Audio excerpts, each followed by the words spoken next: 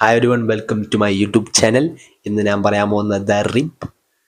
മാറ്റ് Damon, Ben Affleck എന്നിവർ പ്രധാന കഥാപാത്രമായി അഭിനയിച്ച ഈ പടം ദ റിപ്പ് നെറ്റ്ഫ്ലിക്സിൽ ഇപ്പോൾ ഇറങ്ങിയുള്ളൂ. എനിക്ക് കാണാൻ കുറച്ച് മണിക്കൂർ ലേറ്റായി, എന്നാലും കണ്ടു തീർത്തു. 2 മണിക്കൂറുള്ള പടം.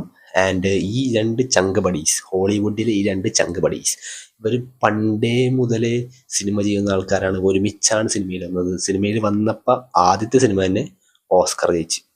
അവരെഴുതിയ പടം ഗുഡ് വിൽ ഹണ്ടിങ്. അപ്പോൾ ഇവരുടെ രണ്ടുപേരുടെയും ഞാൻ വലിയ ബിഗ് ഫാനാണ്, കട്ട ഫാനാണ്. കാരണം Matt Damon, Ben Affleck always do quality പടം. നല്ല ക്വാളിറ്റിയുള്ള, ഒരു കോംപ്രമൈസ് ചെയ്യാത്ത നല്ല ക്വാളിറ്റി പടങ്ങൾ ചെയ്യുന്ന ആൾക്കാരാണ് ഇവർ രണ്ടുപേരും, മാറ്റ് ഡേമണും ബെൻ ആഫ്ലെക്കും. ബെൻ ആഫ്ലെക്ക് നമുക്ക് ബാറ്റ്മാൻ സിനിമകളൊക്കെ അറിയാം. അതുപോലെ മാറ്റ് ഡേമൺ ഗുഡ് വിൽ ഹണ്ടിങ്, പിന്നെ ഒഡിസിയിൽ പുള്ളിയാണ് നായകൻ. ആൻഡ് ഇവർ രണ്ടുപേരും ഒരുമിച്ച് വരുമ്പോൾ പ്രതീക്ഷകൾ വലുതാണ്. ആൻഡ് അവർ എപ്പോഴും ക്വാളിറ്റി പടങ്ങൾ ചെയ്ത ആ ഒരു ബെഞ്ച് മാർക്ക് അതവർ മെയിൻറ്റെയിൻ ചെയ്തിട്ടുണ്ട്. This film was amazing. അടിപൊളി പടം, എല്ലാ രീതിയിലും അടിപൊളി പടമാണ്. കാരണം ഞാൻ ബേസിക്കലി ഒരു ജനറിക് ആക്ഷൻ ത്രില്ലർ പടം പ്രതീക്ഷിച്ചാണ് പോയത്. കാരണം ഇപ്പോഴൊക്കെ ഹോളിവുഡിൽ പ്രോമിസിങ് ആയിട്ടുള്ള പടങ്ങളൊക്കെ വളരെ കുറച്ചേ കിട്ടാറുള്ളൂ. അത് കാരണം എനിക്ക് വലിയ പ്രതീക്ഷയൊന്നും ഉണ്ടായിരുന്നില്ല. പക്ഷേ ഇവരുടെ ഒരു ഗ്രൂപ്പായത് കാരണം ഒരു രീതിയിൽ എങ്ങനെയെങ്കിലും നന്നായി വരുമെന്നുള്ളൊരു പ്രതീക്ഷ ഉണ്ടായിരുന്നു. ആൻഡ് ദേ ഡെലിവർ, അടിപൊളിയായിട്ട് തന്നെ ഡെലിവർ ചെയ്തു. എൻ്റെ സ്റ്റോറി ഞാൻ പറയുന്നില്ല, സ്പോയിലറായിട്ടൊന്നും പറയുന്നില്ല. ചെറിയൊരു പോർഷൻ പറയാം. എന്ന് വെച്ചാൽ ഇവർ പോലീസുകാരാണ്. എന്നിട്ട് ഇവർ ഒരു കാശുള്ള സ്ഥലത്ത് ചെന്ന് പെടുന്നു. എന്നിട്ട് അവിടെ നിന്ന് കാശ് കൊണ്ടുവരണം.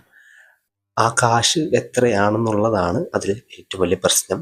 ആ കാശ് ഇവരുടെ മനം മാറ്റുമോ, പ്രശ്നമാണോ? കാരണം പോലീസുകാർ കാശൊക്കെ അടിച്ചു വരുന്ന സമയമാണ്. അപ്പോൾ ഇങ്ങനെ സംഭവിക്കും. അതിൻ്റെ ഇടയ്ക്ക് ഒരു കൊലപാതകം സംഭവിക്കുന്നു. അതിൻ്റെ ഒരു അങ്ങനെയൊക്കെ കുറേ കഥയൊക്കെ ഉണ്ട്. ബട്ട് ദിസ് ഫിലിം അത് വളരെ എൻഗേജിങ് ആയിട്ട്, നല്ല ത്രില്ലിംഗ് ആയിട്ട് ഒരു ഡ്രാമ, ഒരു ഭയങ്കര ഗ്രൗണ്ടഡ് ആയിട്ടുള്ളൊരു പടം അത് ഉണ്ടാക്കുക എന്നുള്ളത് ഈ ഒരു ടൈമിൽ ഹോളിവുഡിൽ സാധിക്കാത്തൊരു കാര്യമാണ്. But they pulled it off. Of course ഈ ഒരു ടീമാകുമ്പോൾ പ്രതീക്ഷ ഉണ്ടാവുമല്ലോ.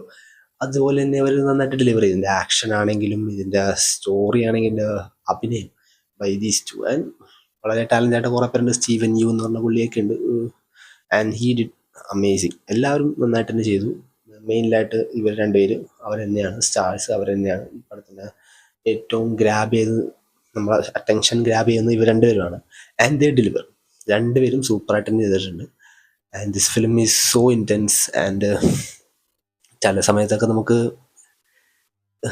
ശരിക്കും അത്രയൊക്കെ പോകണ്ടായിരുന്നു. ലൈക്ക് ചില പോർഷൻസിലൊക്കെ എനിക്ക് നെഗറ്റീവായിട്ട് തോന്നിയെന്ന് വെച്ചാൽ അത്രയും ഗ്രാബിങ് ചില പോർഷൻസ് മാറാം. എസ്പെഷ്യലി സെക്കൻഡ് ഹാഫിലൊക്കെ കുറച്ചു ലാഗൊക്കെ പോലെ തോന്നും. ഇത് തീർന്നില്ല. ലൈക്ക് 2 മണിക്കൂറാണ് പടം, പക്ഷേ 2 മണിക്കൂറിൽ കൂടുതൽ ഫീൽ ചെയ്യുന്നു. അതേപോലെ ചെറിയ ലാഗൊക്കെ തോന്നും. But it's A very tight action drama thriller film. എന്ത് സംഭവിക്കും, ആരാണ് ഇതിൻ്റെ പ്രശ്നക്കാരൻ എന്നുള്ളത് അത് ക്ലൈമാക്സിലാണ് പറയുന്നത്. സോ ഹൂ ഡിഡ് ഇറ്റ്, അങ്ങനത്തെ ഒരു സംഭവം കൂടിയുണ്ട്.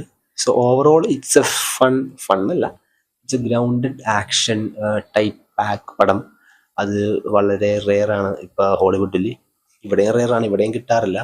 ബട്ട് ത്രില്ലർ സിനിമകൾ always is my thing. And ഈ സിനിമയും ഈസ് ഓൾസോ മൈ തിങ്.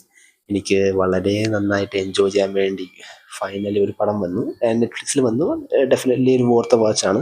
നിങ്ങൾക്ക് എന്താണ് തോന്നിയതെന്ന് നിങ്ങൾ കമൻറ്റ് ബോക്സിൽ പറയുക. And thank you for watching this video.